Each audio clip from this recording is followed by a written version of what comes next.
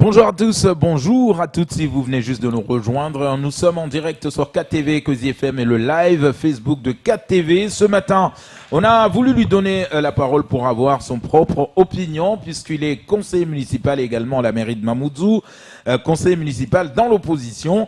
Donc forcément, il n'est pas dans la majorité. Il s'appelle Nadjim Amada qui est avec nous. Nadjim, bonjour et bienvenue. Bonjour messieurs, bonjour aux Mahorais.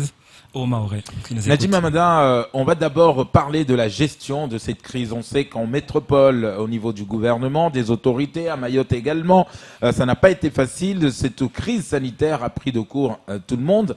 Mais également, nous, on va s'intéresser dans la municipalité de Mamoudzou. Est-ce que pour vous, la gestion de la crise a été assurée dès le départ ou est-ce qu'on a laissé faire les choses ? D'accord, mais avant de répondre à votre question, si vous permettrez, je voudrais présenter mes condoléances à la famille du feu Abdourahmane qui nous a quittés. Exactement. Dans la nuit. Donc, je voudrais présenter mes condoléances à la famille. Nous perdons un grand homme, un grand fondi de Mamoudzou et Pamandzi. Donc, nous partageons le chagrin immense qu'on rencontre la famille. Donc, pour revenir à votre question, effectivement, nous avons failli, parce que c'est, on va dire, clairement les choses. Dans la gestion de cette crise, je ne décesse d'énoncer les choses dès le départ, notamment l'ARS a tendance à dire on a trois semaines de retard ou d'avance par rapport à la métropole, parce que ce qui s'est passé là-bas, ça s'est répercuté 3 semaines ici plus tard. Et on n'a pas mis à contribution ces 3 semaines pour faire les choses bien. Et notamment, ce qu'il aurait fallu faire dès le départ, on sait que les choses allaient être importées, c'est de fermer cet aéroport.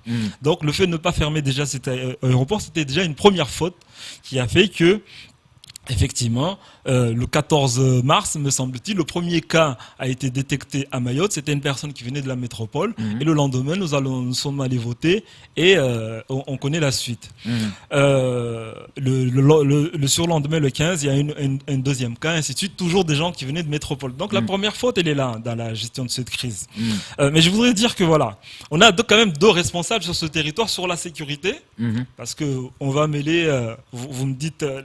par rapport à la mairie, la gestion de la crise, par rapport à l'État. On a 2 personnages qui sont responsables quand même. On a un représentant de l'État, qui est le préfet, qui est, comment dire, son premier poste de préfet sur le territoire. Il a été sous-préfet, il a été directeur de cabinet, ainsi de suite. Mais c'est son premier poste, donc il n'a pas les épaules pour ça. C'est un petit fonctionnaire qui fait ce qu'il peut, mais il n'y arrive pas. Oh, il arrive à Mayotte, il doit gérer un essai de séisme, il doit gérer un cyclone qui devait arriver, il doit gérer cette crise-là, il est perdu. On va essayer de l'aider, on essaie de l'aider, mais visiblement, il n'en veut pas parce qu'il règne en maître sur ce territoire face à la docilité de certains élus et grands parlementaires. Ça, c'est une première chose. Une deuxième chose, on a la mairie de Mamoudzou. On a quand même 2 autorités qui ont la police sur ce territoire. Le conseil départemental n'a pas de police. Il y a la police municipale et la police nationale. Donc la police municipale, elle est gérée par le maire de Mamoudzou, et celui qui se dit monsieur chef de la sécurité, mon ami Nassoudine Darwesh, a failli lui aussi.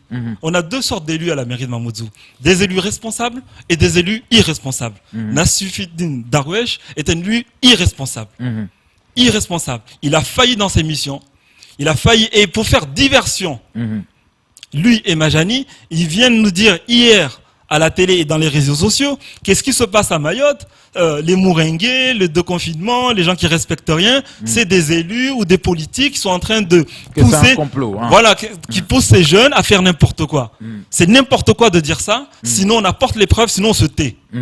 On peut pas annoncer comme ça en étant un élu de la République, je rappelle, charger la sécurité et venir dire n'importe quoi dans les médias. Donc voilà, je voudrais lui rappeler les choses, c'est que sa parole a une importance quand on représente le maire de la commune chef-lieu. Donc aujourd'hui, nous sommes dans une situation telle que, effectivement, j'ai écouté votre collègue qui disait tout à l'heure qu'on s'en sortira pas. Mayotte est déjà déconfiné. Tout le monde est à l'extérieur. Et c'est une réalité. On roule sur les routes de Mamoudzou. Et d'ailleurs, il y a des gens sur les routes. Mais pour vous, si j'entends bien, tout le monde a failli. Hein. Le préfet, le maire, enfin tout le monde a failli.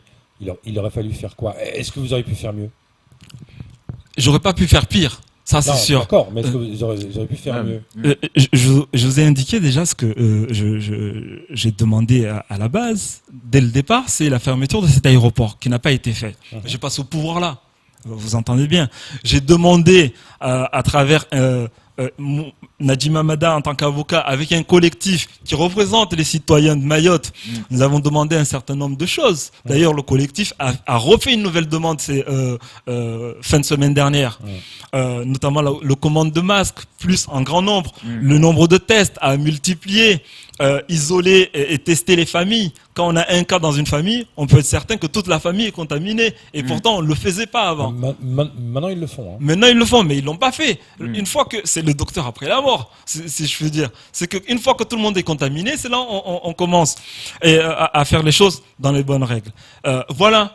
Donc, effectivement, j'ai pas la recette miracle, j'ai pas cette prétention, mais ce qu'il en est, c'est qu'on n'a pas fait les choses et on a eu de cesse de les dénoncer dans les réseaux et sur les médias. S'agissant de la mairie de Mamoudzou, aujourd'hui, il y a une loi, une ordonnance qui a été sortie le 1er avril, enfin, au mois de mars, puis le 1er avril, qui donne les pleins pouvoirs au maire de Mamoudzou pour gérer la commune sans se soucier de l'avis du conseil municipal, mais il doit leur donner information. Cette loi-là, ce texte-là, est utilisé de manière abusive par le maire, à des visées électoralistes, à des visées politiques. Lui, il fait de la politique en usant cette loi. Pourquoi? Parce que aujourd'hui, vous avez dit tout à l'heure également, les bons alimentaires et ainsi de suite. On ne sait pas à qui c'est distribué. C'est des gens nécessiteux. Ça, on est d'accord. Mais on cible des gens. On cible des gens. C'est une réalité. On donne à des associations qui sont proches du maire pour cibler des gens qui sont proches du maire. Donc pour vous, c'est en vue des élections, et je l'assume. C'est que ça. Bien sûr. Vous pensez qu'il met la santé derrière, il met la politique. Ah non, il met pas la santé derrière, c'est des gens qui en ont besoin. Oui, mais c'est-à-dire que demain, c'est des gens qui en ont besoin. des électeurs potentiels. Effectivement. Pour vous, il fait que ça. Il cible uniquement les électeurs potentiels et pas les autres. Effectivement. Et c'est pour ça que nous, quand vous avez dit, monsieur Camar, que l'opposition, je fais partie de l'opposition, non, je vous assure et je vous prends au défi de convoquer, enfin, de demander à monsieur le maire de venir, s'il accepte de venir, de nous présenter sa majorité. Il n'a aucune majorité. Il n'a aucune majorité. Aujourd'hui, dans la commune de Mamoudzou, le conseil municipal est unanime pour dire que le maire gère mal sa commune. Unanime, moins de 2 personnes. C'est-à-dire le maire lui-même et Nassoufidine Darwesh. Tout le monde veut un conseil municipal. J'ai bien dit tout le monde veut un conseil municipal. Ouais. Et le maire refuse. Et pourquoi il refuse? Il refuse parce qu'il ne veut pas rendre compte.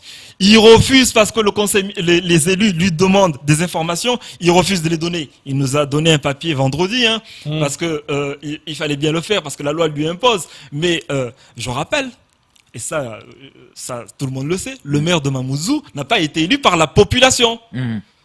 On a élu un conseil municipal, des élus, qui ont entre eux décidé qui allait être le maire. Donc il n'a aucune légitimité vis-à-vis de la population par rapport à ses pouvoirs. Ses pouvoirs, il les détient du conseil municipal, qui est souverain. Donc c'est le conseil municipal qui doit prendre les décisions. Et aujourd'hui, cette loi lui permet d'avoir ses pouvoirs, et il refuse de rendre compte au conseil municipal. C'est quand même fort de café. Non, monsieur, c'est important, parce qu'il prend des décisions sans avertir le conseil municipal. Et nous, quand on demande à venir au conseil municipal, participer, on demande à ce qu'on mette une cellule de crise pour gérer avec tous les élus de la municipalité. Le maire refuse aujourd'hui. Nous demandons à ce que nos indemnités aujourd'hui qui sont payées, on les mette dans une caisse et les offrir justement aux plus nécessiteux. Le maire refuse actuellement. Non, très proche de son argent, le maire refuse. Donc aujourd'hui, qu'est-ce que vous voulez? On a confisqué la démocratie dans la commune de Mamoudzou. On a confisqué la démocratie dans la commune de Mamoudzou. Le maire refuse à ce que le conseil municipal puisse gérer cette crise. Il prend ses décisions lui tout seul. Crise de quoi? Uniquement du Covid, parce qu'il y a aussi la sécurité qui est importante. Tout ça est lié, monsieur. Tout ça est lié. Ce qui s'est passé à Tsunzu. Par exemple, par rapport à Tsunzu, là, ce qui s'est passé ce week-end, qu'est-ce que vous auriez fait pour l'éviter? D'accord. L'exégèse de tout ça. Comment cette histoire est née? C'est que les Moringués ont commencé à Kawini. Je rappelle, le village d'où est originaire le maire. Et on a laissé faire. Et c'était pas caché. C'était place publique. réseaux sociaux en direct. Donc le procureur dans son salon, le préfet dans son salon, le maire dans son salon, tout le monde dans leur salon était en train de regarder le Mouringué. On aurait pu dire mais non, allez-y, intervenez immédiatement. On a laissé faire. Et ça fait tache d'huile. Ça fait des émules. Ntsapéré, Boujani, Kungu, ainsi de suite, et ça s'est propagé. C'est une semaine plus tard, une fois que tout le monde s'est dit, bon, il y a une tolérance, on peut le faire, et ça s'est fait, et on vient intervenir. Médecin après la mort, encore une fois. Donc pour vous, il aurait fallu intervenir dès le départ. Dès le premier jour, dès la première seconde. Dès la première seconde, on a laissé faire. C'est comme on laisse faire actuellement. On dit que Mayotte ne respecte pas les déconfinements. Mais on laisse faire. Quand on sort d'ici à 10h, midi, on prend la route pour rentrer chez nous. On voit la plupart des gens sur la route. Bon, ils sont contrôlés, oui et non, j'en sais rien. Mais on voit pulluler un certain nombre de marchés. Vous voyez, les dames qui vendent sans patente, sans rien du tout. Est-ce qu'elles sont contrôlées? Non, on les laisse vendre. On les laisse vendre, on est d'accord. L'État laisse faire. On veut lutter contre le Covid. On laisse les taxis circuler. J'ai pas dit qu'il faut arrêter leur activité. Mais les taxis sont bondés. Quelle mesure barrière peut avoir dans un taxi où il y a 2 personnes, 3 personnes? Quelle mesure barrière peut avoir dans les magasins, comme vous avez dit vous avez rappelé tout à l'heure? Quand le pétrole lampant, il y a un certain nombre de personnes agglutinées aux yeux au sud de l'État, presque organisées. En voyant ça, vous auriez fait quoi, vous, personnellement? Moi, je suis élu de la mairie de Mamoudzou. Oui. On a une police municipale. La police municipale peut encadrer les choses, c'est-à-dire mettre des barrières, mettre des délimitations au sol, encadrer les choses. Vous voyez, prendre des amendes parce que la loi leur autorise de sanctionner les personnes. Et aujourd'hui, non, on laisse faire. C'est le laisser faire. Et après, on vient se plaindre en disant que on est à 600 cas de Covid à Mayotte. Pour vous, il y a un laxisme. Envoyer la police tout de suite pour essayer de mettre les gestes barrières par exemple, au pétrole lampant chez Total. Absolument. C'est la seule chose à faire, parce que les gens sont indisciplinés. Soit on est indiscipliné, on laisse faire les choses, soit on veut discipliner les choses, et dans ce cas-là, on envoie la police pour encadrer les choses. Sinon, on ne vient pas se plaindre. Et mettre en danger tous ceux qui respectent le confinement. Donc aujourd'hui, Nadim Amada, ça on comprend bien en tout cas, en matière de sécurité, parce qu'aujourd'hui, on l'a dit, le préfet ne peut pas mettre un policier national ou un gendarme dans tous les 4 coins de Mayotte, mais déjà le Grand Mamoudzou, géré par Mohamed Najani aujourd'hui, il fallait mobiliser massivement sa police municipale et empêcher tout débordement. C'est-à-dire qu'aujourd'hui, s'il n'arrive pas, à la limite faire appel au préfet en disant voilà, j'ai besoin de votre police, j'ai besoin de votre gendarme parce que j'ai envie d'arrêter ces moringues, ça marche pas. C'est-à-dire il fallait quand même qu'on le voie. La police municipale de Mamoudzou ne travaille pas le soir. S'arrête de travailler en fin de journée, et la police nationale, j'allais dire, prend le relais, mais c'est son rôle de tout le temps, de tout instant d'intervenir. Effectivement, il y a les moringues, mais le maire, effectivement, sa police n'intervient pas le soir, mais lui, il est conscient, il le voit, il peut intervenir. C'est pas c'est pas le maire de son quartier, c'est la commune chef-lieu. Il prend son téléphone, il décroche, il appelle le préfet, il appelle qui de droit pour dire le ministère, il a ses entrées lui aussi, pour dire non, il se passe quelque chose de grave, on doit intervenir immédiatement, crever l'abcès et couper les choses avant que ça se propage. Il ne l'a pas fait, sauf à démontrer le contraire. On nous a dit qu'il est allé faire de la médiation, ainsi de suite. C'est bien la médiation, mais on voit que ça n'a pas porté ses fruits, puisque les moringues continuent jusqu'à hier soir. Il y en a eu ailleurs. Ils ont envoyé les forces quand même, Souzou. 50 gendarmes ont été envoyés. Enfin là, ils ont mis le paquet. Mais c'est encore une fois que le mal est fait, il est très difficile de soigner un cancer une fois qu'il a pris tout le corps. Vous voyez, c'est difficile, donc c'est compliqué. Et une dernière chose, je ne sais pas si on a encore le temps, je voudrais revenir sur le fait qu'on attaque des partis politiques ou des politiques en disant qu'ils sont derrière tout ça. Encore une fois, c'est grave de dire ce Ça genre fait de longtemps choses. que ce bruit court. Hein. C'est un élu C'était qui avant le le dit. premier tour. C'est chargé de la Ça chargé de la sécurité. C'est-à-dire, Ah le bonhomme, il fait diversion parce que il a failli, encore une fois, à ses missions et il vient nous dire que il faut regarder ailleurs. Vous voyez, il pointe du doigt ailleurs pour ne pas montrer, effectivement, ses propres carences. Donc, aujourd'hui, effectivement, on doit se mettre autour d'une table, c'est-à-dire le conseil municipal, parce que tout le monde doit pouvoir donner son avis comment gérer cette crise-là, et on ne peut pas laisser une seule personne, c'est-à-dire le maire, d'avoir toute l'attitude de gérer mal cette situation. Alors, le maire a ouvert, en tout cas, un compte Facebook pour pouvoir communiquer avec sa population. Et dans sa prise de parole, via un post Facebook, le maire, on a appris que il va pas laisser faire ce qui s'est passé du côté de Tsunzu. Vous me direz, oui, toujours encore une fois le médecin après la mort, mais genre il va porter plainte contre ces familles d'où ces jeunes ont été identifiés. Donc on va porter plainte contre les parents pour que ces parents soient pénalisés. Et que la mairie de Mamoudzou va porter plainte. Est-ce qu'encore une fois, c'est montrer encore une fois son impuissance? Pour reprendre l'expression consacrée depuis comment s'appelle la campagne des présidentielles, c'est de la poudre de perlimpinpin. Franchement, aller déposer plainte, déjà il n'a pas besoin de déposer plainte. Quand on dépose plainte et que une municipalité se dépose plainte et se constitue partie civile, c'est pour aller réclamer de l'argent. Effectivement, il y a du mobilier urbain qui a été dégradé, mais aujourd'hui c'est pas ça qui va arrêter les choses. C'est pas ça qui va arrêter les choses. Alors, ce qui va arrêter les choses, c'est d'impliquer. Il y a des élus, c'est des élus de terrain quand même. Il n'y a pas de plus proche de la population qu'un élu. On a des élus sur le terrain, sur le territoire. Je pense à Amdil, je pense à Karatan, je pense à Saïdal, je pense à Arkadine. Tous ces élus-là sont mis de côté par le maire, ne veut pas les associer. Si on associait ces élus-là sur le terrain... Ça changerait la donne selon vous? Bien sûr, il y a le dialogue quand même.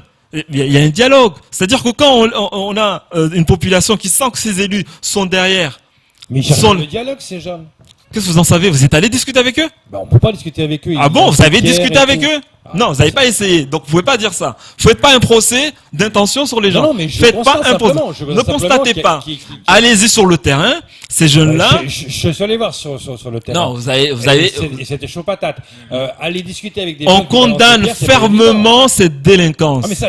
On le condamne. On donne aucun blanc-seing à ce qui s'est passé. Il faut discuter. Une première chose. Il faut aller rencontrer les parents, les responsabilités qui prennent leurs enfants, qui les ramènent à la maison. Ça, c'est une première chose. Une deuxième chose, effectivement, il y a le volet répressif où le procureur de la République doit faire son travail d'enquête et de traduire devant justice les délinquants. On a des caméras de surveillance dans cette zone-là en plus. Alors, juste un petit clin d'œil à mon ami Nassoufidine Darwesh, encore une fois, qui est chargé de la sécurité. Et vous voyez qu'il y a un vrai problème à Mamoudzou, parce que on a l'élu chargé de la sécurité qui ne s'entend pas avec la police. Monsieur Nassoufidine Darwesh ne cesse dans les médias d'aller pointer du doigt la police en disant qu'ils ne font pas leur travail parce qu'ils ont les caméras, ils ont les écrans dans leur commissariat, ils ne regardent pas. Il l'a dit, il l'a écrit. Un syndicat de police avait dénoncé le fait que, ce qui s'était passé d'ailleurs à Kaweni, il me semble-t-il, où les caméras, effectivement, il n'y avait personne derrière les écrans, et est allé dénoncer le fait que la mairie ne mette pas d'agents ou de personnes. Et on a un élu qui doit coordonner tout ça avec la police municipale, nationale, qui lui tape sur la police. Donc comment voulez-vous qu'on travaille où deux autorités chargées de la sécurité n'arrivent pas à s'entendre? On a des élus de terrain, on a des élus de proximité, il faut les impliquer.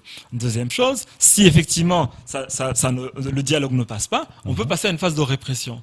Mais comment? C'est-à-dire? Eh bien, c'est le travail de la police, encore une fois. La police, du procureur de la République. C'est-à-dire que lui, qui fait son enquête, il diligence des enquêtes, il va traduire ces personnes-là. Vous savez, il est très facile. Moi, je sais pas si vous étiez à Mayotte en 2008. Oui, j'y étais. Ouais. 2008, quand il y a eu les émeutes de 2008. Quand Mohamed Bakar s'est échappé des Comores, le président déchu est venu s'installer. Il est venu se cacher à Mayotte. Oui. Vous voyez, vous vous rappelez de ça. Il y a eu plusieurs émeutes à Mayotte, mais celle-là est spécifique. Pourquoi? Parce que les personnes qui étaient ciblées, c'était les Mzungu. Vous vous rappelez? Je m'en souviens, ouais. C'est les Mzungu qui étaient C'est ciblés. pas là, mais C'est les Mzungu. Je m'en souviens très bien. Ils pouvaient pas sortir de chez eux, ils pouvaient pas circuler. Il y a eu quelques jours d'émeutes. Eh bien, on a mis le paquet. L'État a mis le paquet, c'est-à-dire on a envoyé les renforts de la Réunion, de la métropole, on a envoyé des voitures blindées, ainsi de suite. On a nettoyé la ville et le pays. Et ça a été calme pendant quelques années. L'État peut le faire, c'est-à-dire c'est une question de moyens. On ne peut pas croire qu'une vingtaine de bambins, une centaine, même 200 de bambins prennent en otage ce territoire sans qu'on puisse faire quelque chose. On a suffisamment de policiers, de gendarmes et d'autorités de police sur ce territoire pour les mater, les maîtriser. Mais on n'en met pas les moyens, encore une fois. Voilà. Pour finir, Nadjim Hamada, on est à la bourre. Donc aujourd'hui, on craint que ces émeutes vont reprendre. En tout cas, ces violences urbaines, s'attaquer aux forces de l'ordre, les pillages également. Qu'est-ce qu'il faudrait pour que le maire fasse rapidement? Parce qu'on sait, beaucoup de gens avaient demandé dans les réseaux sociaux au maire pourquoi ne pas couper le courant dans ces places publiques où il y a les moringues. Aujourd'hui, on sait que les magasins sont pris à partie. Qu'est-ce qu'il faudrait qu'ils fassent aujourd'hui? Demander à ces magasins de renforcer la sécurité ou qu'est-ce qu'il faudrait qu'ils fassent en premier, rapidement? Rapidement, ce qu'il faudrait faire, c'est que déjà éteindre les lumières, c'est une mauvaise chose pour moi parce que ça crée de la délinquance. Là où c'est sombre, forcément, ça se réunit. Ouais, mais pas dans toute la ville. Oui, non, mais pas dans toute la ville. Là où il y a un moringue, ils éteignent le courant, mais ils voient rien, donc ils peuvent pas le faire. Vous savez, moi j'habite à Msapere. Et j'habite juste à côté de la place Makango. La place où c'est une place vraiment publique. La police circule, tout le monde circule, et ainsi de suite. Éteindre les lumières ne change rien. Ça va donner un côté un peu tamisé, mais ça va continuer. Parce que quand même, il y a les lumières de la ville, des habitations. En revanche, ces gens-là, quand ils se réunissent avec de la musique, il y a du tam-tam, et la population est au courant. Et donc, ce qu'il faut faire, c'est intervenir immédiatement. C'est la seule solution que je vois, moi. C'est intervenir immédiatement, disperser les choses. On a les moyens humains pour faire ça. On a les moyens matériels et on a les caméras. La mairie de Mamoudzou a un drone. La police a un drone. On peut filmer ces gens-là, les retrouver le lendemain. Ils sont, c'est une petite île, ils ne peuvent pas s'échapper. Donc, pour vous, le maire devrait intervenir tout de suite pour stopper ça? Bien sûr. Mais une fois qu'on a laissé ces gens-là, pour reprendre l'expression de Camar, s'enjailler toute la nuit, vous voyez, avec l'euphorie pendant 2 heures de boxe, et puis on envoie les forces de l'ordre une semaine plus tard, et ainsi de suite. Pour moi, c'est déjà fini. C'est trop tard. On a agi trop tard. Il faut intervenir immédiatement. Il faut instaurer le dialogue, parce que ces gens-là, ils ont quand même des parents, ils sont identifiés. Qui est les élus de terrain, encore une fois, à Msapere, par exemple, il y en a d'autres qui peuvent aller voir les familles pour responsabiliser. Le confinement a été respecté relativement bien dans les 2 premières semaines. Oui, il y a eu un relâchement parce que on a laissé les choses se relâcher. Mais si on intervenait immédiatement, les choses seraient un peu plus mieux aujourd'hui et on serait peut-être déconfiné avec tout le monde le 11 mai. Nadjim Hamada, merci en tout cas d'avoir répondu à nos questions et d'avoir répondu à notre invitation. Beaucoup de commentaires dans les réseaux sociaux. Ça sera tout pour ce temps de parole.